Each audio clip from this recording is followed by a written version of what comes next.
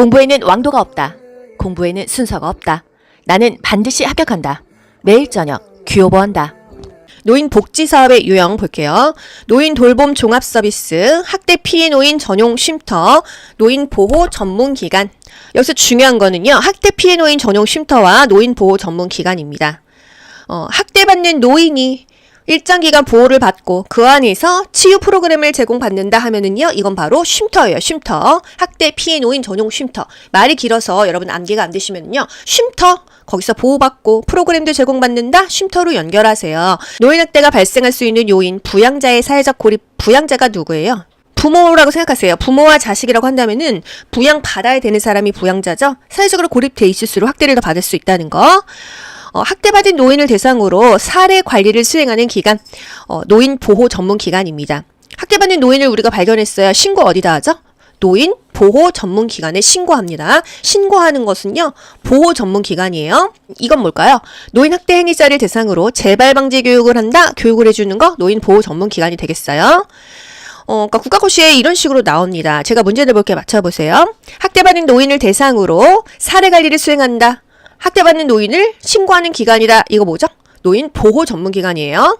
나 치매인 것 같아. 이거 어디서 상담받을 수 있죠? 치매 안심센터에서 초기에 상담받을 수가 있습니다. 보건소에 있어요. 사업의 주체는 시군구 보건소이다. 장기 요양요원을 지원해주는 센터가 있습니다. 장기 요양요원이 누구죠? 우리 요양보호사 또는 사회복지사, 이런 간호사, 이런 인력이 장기 요양요원이에요. 장기 요양요원 지원센터. 장기 요양요원 자체가 누굴까요?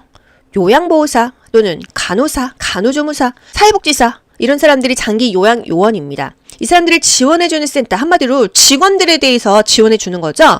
이 요원들의 권리 침해를 상담하고 건강 증진과 직무 향상을 교육해준다. 상담 지원해준다. 대체 인력 업무를 수행한다. 이 일하는 사람들을 도와주는 센터가 요양요원 지원센터가 되겠습니다. 노인 복지시설에는요, 이거 국가고시 진짜 잘 나와요, 여러분. 노인 주거복지시설, 노인 의료복지시설, 노인 여가복지시설이 있습니다. 이 중에서 맨날 시험 문제에 나오는 것은 노인 의료복지시설 두 가지입니다. 규모에 따라서 나누는 거예요. 입소자를요, 9명 이내로만 받습니다. 몇 명 안 받잖아요? 가족 같은 분위기로 돌볼 수 있다. 이게 바로 공동생활 가정이에요. 그리고 입소자가 10명 이상이고 20명, 30명, 40명, 50명, 100명, 200명이 된다 하면은요, 요양원이죠. 우리가 알고 있는. 이게 바로 시설입니다. 의료복지시설의 두 가지는요, 노인요양이라는 네 글자가 공통으로 들어가고요. 노인요양시설, 노인요양 공동생활가정, 이렇게 두 가지가 있다. 규모로 나뉘는데 입소자가 9명 이내다 하면은요, 공생이고요. 입소자가 10명 이상이다 하면은요, 우리가 알고 있는 요양원, 요양시설이죠. 노인요양시설이 되겠습니다. 재가노인 복지시설, 있을 때 집가, 집에서 받는 서비스를 우리가 재가급여라고 합니다. 방문요양, 방문목욕, 주야간보호, 단기보호, 그 밖의 서비스, 같은 말로 기타 재가급여, 복지용구의 제공 등이 있어요. 방문요양, 요양보호사가 대상자의 집으로 방문을 해서요, 도와주죠. 신체적, 정신적 장애로 어려움을 갖고 가정에서 생활하는 노인들에게 각종 편의를 제공해서 안정된 노후를 영위하도록 한다. 방문요양이에요. 주야간보호, 우리가 알고 있는 데이케어 센터입니다. 아침 한 9시에 가요. 오후 한 5시에 끝나잖아요. 일정 시간 입소해서 편의를 제공받는다 하면은 주야간 보호고요. 단기 보호, 일정 기간 보호해주는 게 단기 보호입니다. 만약에 자식이 출장 갔어. 해외 출장 일주일 가야 돼. 그랬을 때는요, 이 엄마, 아빠 어디다 모시죠? 단기 보호센터에다 모시는 거예요. 일시적으로 보호가 필요하다면 한 달에 한 9일 정도는 단기 보호에 맡길 수가 있다. 있을 때 집가, 집에서 받는 서비스라며, 한 달은 30일이죠? 30일 중에서 9일만 가 있으니까 20며칠은 집에 있잖아요. 그래서 재가 시설이 되겠습니다. 그 밖의 서비스가 뭐냐? 기타 재가급여, 복지용구를 제공하는 것이다. 대여하거나 구매하는 것들이 되겠습니다. 노인장기 요양보험제도, 보험자는 누구고 가입자는 누굴까요? 보험자는요, 공단입니다. 가입자는요, 국민이에요. 우리가 건강보험료를 내잖아요. 가입자는 국민입니다. 우리들이죠. 우리들이 국민이잖아요. 그쵸? 보험자는요, 평소에 돈을 받아먹고 어떤 일이 있을 때 돈을 내어주는 자가 보험자예요. 보험사로 생각하셔도 되겠죠? 공단입니다. 건강보험공단, 이 6글자가 죽어도 암기가 안 된다. 공단만 암기하세요. 보험자는 공단이다. 가입자는 우리니까 국민입니다. 공단은 장기요양보험료와 건강보험 건강보험료를 통합 징수하고 별도로 운영한다. 정말 국가고시에 자주 나오는 기출 질문인데요. 돈은 한꺼번에 받는다는 거예요. 건강보험료, 장기요양보험료 별도로 따로따로 영수증이 나오는 게 아니라 우리가 건강보험료 내잖아요. 그 안에 노인장기요양보험료를 같이 받고 있습니다. 그래서 통합 징수한다, 돈은 한꺼번에 받는다 라는 표현이 맞는 거고요. 별도로 운영한다, 별도의 회계를 한다, 독립회계를 한다, 다 맞는 기출 지문이 되겠어요. 국가고시는요, 시험 문제에 내야 되는 그 파트에서 기출 지문을 변경해서 계속 출제되고 있기 때문에 변형된 지문을 잘 기억하셔야 돼요. 돈은 통합 징수한다, 운영은 별도로 한다, 별도로 회계한다, 독립회계를 한다, 다 맞는 말입니다. 요양보호 업무의 목적은 뭐죠? 거의가 일상생활이 안 되고 거동이 불편한 그런 분들이잖아요. 그렇기 때문에 대상자의 신체 기능을 증진시킨다, 삶의 질을 향상시켜준다, 대상자의 신체 기능을 유지하고 증진해준다. 이게 바로 요양보호 업무의 목적입니다. 노인 장기 요양급여의 대상자냐 아니냐 이 문제도 정말 자주 나오잖아요. 노인은 몇 살 이상이죠? 65세 이상이 노인입니다. 65세 이상과 65세 미만으로 나뉠 수 있는데요. 65세 이상이라고 한다면요, 질병명은 상관이 없어요. 교통사고든 결핵이든 그냥 거동이 불편하고 일상생활이 어렵다고 한다면 노인 장기 요양급여의 대상자가 될 수 있는 거고요. 65세 미만일 때도 되는데 어떨 때 되냐? 거동이 불편하고 일상생활은 무조건 안 돼야 됩니다. 그런데 인지저하가 있어. 치매, 파킨슨, 뇌졸중, 뇌출혈, 뇌경색 이렇게 노인성 질환이라고 한다면 나이가 50세여도 심지어 40세, 65세 미만 어떤 나이든 상관없이 혜택을 준다 이거예요. 노인 장기 요양급여는요, 한마디로 노인한테 주는 건데 65세 이상은 질병명 상관없이 일상생활이 안 되면 준다 이거고요. 65세 미만도 일상생활이 안 되는데 노인성 질병이라면 대상을 해주겠다 이 얘기입니다. 맞춰볼게요. 뇌경색으로 거동이 불편한, 여기까지만 딱 봐요. 그러면 일단 뇌경색이야. 노인성 질환이구나. 거동이 불편해. 그러면 나이가 상관없네. 50대 여성. 오케이. 파킨슨으로 거동 불편한, 파킨슨 노인성 질병이야. 거동이 불편해. 나이 상관없네. 오케이. 40세든 뒤에 볼 것도 사실 없죠. 교통사고로 신체활동이 어려운, 교통사고는 노인성 질환이 아니야. 그러면 65세 이상이어야 되겠네. 67세 여성이니까 오케이. 결핵으로 신체활동이 어려운, 결핵은 노인성 질환이 아니지. 신체활동 어렵대. 그러면 65세 이상이어야겠네. 그런데 70세 남성. 이래서 오케이 되는 겁니다. 아시겠죠? 그러면 문제. 뇌경색으로 일상생활이 어려운, 뇌경색은 노인성 질환이죠? 일상생활 어렵죠? 그러면 나이에 상관없으니까 50세 남자도 되는 거예요. 이런 식으로 갑니다. 장기요양 인정의 신청 절차. 어떤 사람들이 이 혜택을 받을 수가 있을까요? 일단 엄마가 치매가 걸리신 것 같아요. 또는 뇌졸중, 뇌출혈이 왔어요. 집 가까운 건강보험공단에다가 신청을 하세요. 보통 자녀분들이 많이 가죠. 장기요양 인정 신청 가능자는요, 여기 6번에 있죠. 본인이 되고요. 본인이 근데 지금 갑자기 뇌졸중 왔어. 갈 수가 없겠죠. 가족도 됩니다. 친족까지 되고요. 법적인 이해관계인도 된다. 사회복지 전담 공무원도 본인의 동의가 있다고 한다면 가능하다. 또 시장군수구청장이 지정하는 자가 된다. 이것도 어쩌다 한번 국가고시 나옵니다. 일단 본인 가족, 친족, 공무원도 된다 이 얘기예요. 공단에 신청을 하면요, 공단에서 연락이 오고요, 집으로 찾아와요. 그것을 방문조사라고 합니다. 방문조사로 집으로 오는 사람들이 보통 우리가 장기요양요원이라고 말하죠. 사회복지사나 간호사가 많이 방문을 하고요. 여러 가지 항목에 대해서 체크를 해요. 오늘 날짜는요, 지금 계절은요, 거동은 가능하신가요? 일상생활 세수는 하실 수 있어요? 이런 거 물어봅니다. 52개의 항목에 대해서 평가를 합니다. 1차적으로 방문을 해서 판정을 하고요. 의사소견서를 제출하라고 합니다. 그럼 엄마가 다니는 그 병원에 선생님한테 그 방문조사에서 그 선생님이 갖다 준 서류를 주거든요. 그럼 그 의사가 그거를 체크해서 전산으로 넘기면요, 바로 공단으로 넘어가게 되어 있어요. 의사소견서를 우리가 받아다가 제출하는 게 아니에요. 바로 그냥 전산으로 연결이 됩니다. 그렇게 되면 공단에서요, 등급판정위원회를 개최해요. 그래서 최종 등급이 나오게 되면 인정서에 몇 등급 이렇게 해서 우리한테 주는 겁니다. 아시겠죠? 국민건강보험공단은요, 장기요양 등급을 판정한다. 맞아요, 틀려요? 공단에서 등급을 판정하는 것입니다. 자주 나오는 기출 지문은요, 최종 등급 판정은 누가 하냐? 등급판정위원회에서 한다. 그 자체가 국민건강보험공단에서 한다. 이런 걸 이해하셔야 돼요. 아시겠죠? 노인복지사업의 유형 볼게요. 노인돌봄 종합서비스, 학대 피해 노인 전용 쉼터, 노인보호 전문기관. 여기서 중요한 거는요, 학대 피해 노인 전용 쉼터와 노인보호 전문기관입니다.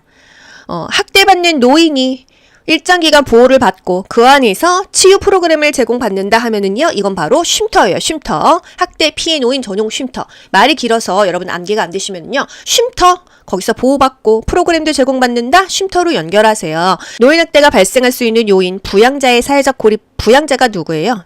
부모라고 생각하세요. 부모와 자식이라고 한다면은 부양받아야 되는 사람이 부양자죠. 사회적으로 고립돼 있을수록 학대를 더 받을 수 있다는 거. 학대받은 노인을 대상으로 사례 관리를 수행하는 기관, 노인 보호 전문 기관입니다. 학대받는 노인을 우리가 발견했어요. 신고 어디다 하죠? 노인 보호 전문 기관에 신고합니다. 신고하는 것은요, 보호 전문 기관이에요. 이건 뭘까요? 노인 학대 행위자를 대상으로 재발 방지 교육을 한다, 교육을 해주는 거 노인 보호 전문 기관이 되겠어요. 그러니까 국가고시에 이런 식으로 나옵니다. 제가 문제 내볼게 맞춰보세요. 학대받는 노인을 대상으로 사례 관리를 수행한다. 학대받는 노인을 신고하는 기관이다. 이거 뭐죠? 노인 보호 전문 기관이에요. 나 치매인 것 같아. 이거 어디서 상담받을 수 있죠? 치매 안심센터에서 초기에 상담받을 수가 있습니다. 보건소에 있어요. 사업의 주체는 시군구 보건소이다. 장기 요양요원을 지원해주는 센터가 있습니다. 장기 요양요원이 누구죠? 우리 요양보호사 또는 사회복지사, 이런 간호사, 이런 인력이 장기 요양요원이에요. 장기 요양요원 지원센터. 장기 요양요원 자체가 누굴까요? 요양보호사 또는 간호사, 간호조무사, 사회복지사, 이런 사람들이 장기 요양요원입니다. 이 사람들을 지원해주는 센터, 한마디로 직원들에 대해서 지원해주는 거죠. 이 요원들의 권리 침해를 상담하고 건강 증진과 직무 향상을 교육해준다. 상담 지원해준다. 대체 인력 업무를 수행한다. 이 일하는 사람들을 도와주는 센터가 요양요원 지원센터가 되겠습니다.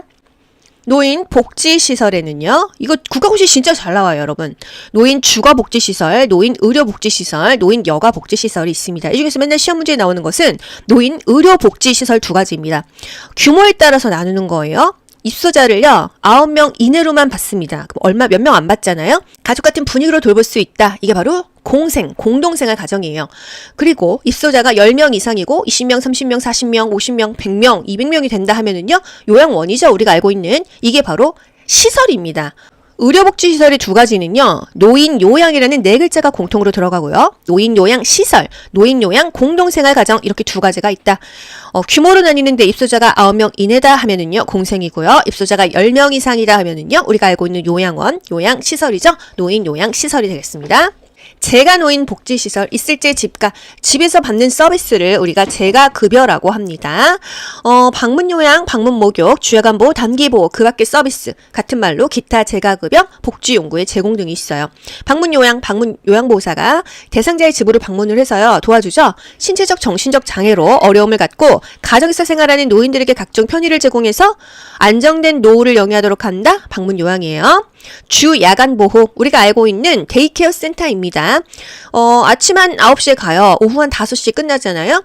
일정 시간 입소해서 편의를 제공받는다 하면은 주야간 보호고요. 단기 보호, 일정 기간 보호해주는 게 단기 보호입니다. 만약에 자식이 출장 갔어. 해외 출장 일주일 가야 돼. 그랬을 때는요, 이 엄마, 아빠 어디다 모시죠? 단기 보호센터에다 모시는 거예요. 일시적으로 보호가 필요하다면 한 달에 한 9일 정도는 단기 보호에 맡길 수가 있다. 있을지 집과 집에서 받는 서비스라며 한 달은 30일이죠. 30일 중에서 9일만 가 있으니까 20며칠은 집에 있잖아요. 그래서 재가 시설이 되겠습니다. 그 밖의 서비스가 뭐냐? 기타 재가급여, 복지용구를 제공하는 것이다. 대여하거나 구매하는 것들이 되겠습니다. 노인장기 요양보험제도, 보험자는 누구고 가입자는 누굴까요? 보험자는요, 공단입니다. 가입자는요, 국민이에요. 우리가 건강보험료를 내잖아요. 가입자는 국민입니다. 우리들이죠. 우리들이 국민이잖아요. 그쵸? 보험자는요, 평소에 돈을 받아먹고 어떤 일이 있을 때 돈을 내어주는 자가 보험자예요. 보험사로 생각하셔도 되겠죠? 공단입니다. 건강보험 공단. 이 6글자가 죽어도 암기가 안 된다. 공단만 암기하세요. 보험자는 공단이다. 가입자는 우리니까 국민입니다. 공단은 장기요양보험료와 건강보험료를 통합 징수하고 별도로 운영한다.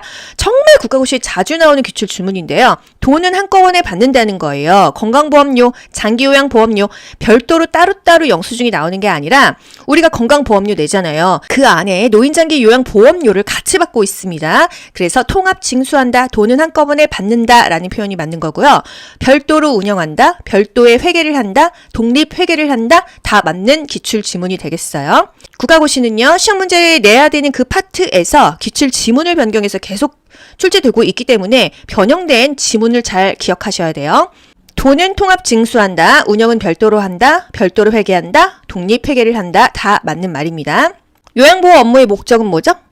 거의가 일상생활이 안 되고 거동이 불편한 그런 분들이잖아요. 그렇기 때문에 대상자의 신체 기능을 증진시킨다. 삶의 질을 향상시켜준다. 대상자의 신체 기능을 유지하고 증진해준다. 이게 바로 요양보호 업무의 목적입니다. 노인 장기 요양급여의 대상자냐 아니냐 이 문제도 정말 자주 나오잖아요. 노인은 몇 살 이상이죠? 65세 이상이 노인입니다. 65세 이상과 65세 미만으로 나뉠 수 있는데요. 65세 이상이라고 한다면요. 질병명은 상관이 없어요. 교통사고든 결핵이든 그냥 거동이 불편하고 일상생활이 어렵다고 한다면 노인 장기 요양급여의 대상자가 될 수 있는 거고요. 65세 미만일 때도 되는데 어떨 때 되냐? 거동이 불편하고 일상생활은 무조건 안 돼야 됩니다. 그런데 인지저하가 있어. 치매, 파킨슨, 뇌졸중, 뇌출혈, 뇌경색 이렇게 노인성 질환이라고 한다면 나이가 50세여도 심지어 40세, 65세 미만 어떤 나이든 상관없이 혜택을 준다 이거예요. 노인 장기 요양급여는요. 한마디로 노인한테 주는 건데 65세 이상은 질병명 상관없이 일상생활이 안 되면 준다 이거고요. 65세 미만도 일상생활이 안 되는데 노인성 질병이라면 대상을 해주겠다 이 얘기입니다. 맞춰볼게요. 뇌경색으로 거동이 불편한 여기까지만 딱 봐요. 그러면 일단 뇌경색이야. 노인성 질환이구나. 거동이 불편해. 그러면 나이가 상관없네. 50대 여성. 오케이. 파킨슨으로 거동 불편한 파킨슨 노인성 질병이야. 거동이 불편해. 나이 상관없네. 오케이. 40세든 뒤에 볼 것도 사실 없죠. 교통사고로 신체활동이 어려운 교통사고는 노인성 질환이 아니야. 그러면 65세 이상이어야 되겠네. 67세 여성이니까 오케이. 결핵으로 신체활동이 어려운 결핵은 노인성 질환이 아니지. 신체활동 어렵대. 그러면 65세 이상이어야겠네. 그런데 70세 남성 이래서 오케이 되는 겁니다. 아시겠죠? 그러면 문제. 뇌경색으로 일상생활이 어려운 뇌경색은 노인성 질환이죠? 일상생활 어렵죠? 그러면 나이에 상관없으니까 50세 남자도 되는 거예요. 이런 식으로 갑니다. 장기요양 인정의 신청 절차. 어떤 사람들이 이 혜택을 받을 수가 있을까요? 일단 엄마가 치매가 걸리신 것 같아요. 또는 뇌졸중, 뇌출혈이 왔어요. 집 가까운 건강보험공단에다가 신청을 하세요. 보통 자녀분들이 많이 가죠. 장기요양 인정 신청 가능자는요. 여기 6번에 있죠. 본인이 되고요. 본인이 근데 지금 갑자기 뇌졸중 왔어. 갈 수가 없겠죠. 가족도 됩니다. 친족까지 되고요. 법적인 이해관계인도 된다. 사회복지 전담 공무원도 본인의 동의가 있다고 한다면 가능하다. 또 시장군수구청장이 지정하는 자가 된다. 이것도 어쩌다 한번 그것이 나옵니다. 일단 본인 가족, 친족, 공무원도 된다 이 얘기예요. 공단에 신청을 하면요. 공단에서 연락이 오고요. 집으로 찾아와요. 그것을 방문조사라고 합니다. 방문조사로 집으로 오는 사람들이 보통 우리가 장기 요양 요원이라고 말하죠. 사회복지사나 간호사가 많이 방문을 하고요. 여러 가지 항목에 대해서 체크를 해요. 오늘 날짜는요. 지금 계절은요. 거동은 가능하신가요? 일상생활 세수는 하실 수 있어요? 이런 거 물어봅니다. 52개의 항목에 대해서 평가를 합니다. 1차적으로 방문을 해서 판정을 하고요. 의사소견서를 제출하라고 합니다. 그럼 엄마가 다니는 그 병원에 선생님한테 그 방문조사에서 그 선생님이 갖다 준 서류를 주거든요. 그럼 그 의사가 그거를 체크해서 전산으로 넘기면요. 바로 공단으로 넘어가게 되어 있어요. 의사소견서를 우리가 받아다가 제출하는 게 아니에요. 바로 그냥 전산으로 연결이 됩니다. 그렇게 되면 공단에서요. 등급판정위원회를 개최해요. 그래서 최종 등급이 나오게 되면 인정서에 몇 등급 이렇게 해서 우리한테 주는 겁니다. 아시겠죠? 국민건강보험공단은요. 장기요양 등급을 판정한다. 맞아요? 틀려요? 공단에서 등급을 판정하는 것입니다. 자주 나오는 기출 지문은요. 최종 등급 판정은 누가 하냐? 등급판정위원회에서 한다. 그 자체가 국민건강보험공단에서 한다. 이런 걸 이해하셔야 돼요. 아시겠죠? 이 공부에는 왕도가 없다. 공부에는 순서가 없다. 나는 반드시 합격한다. 매일 저녁 귀요보한다.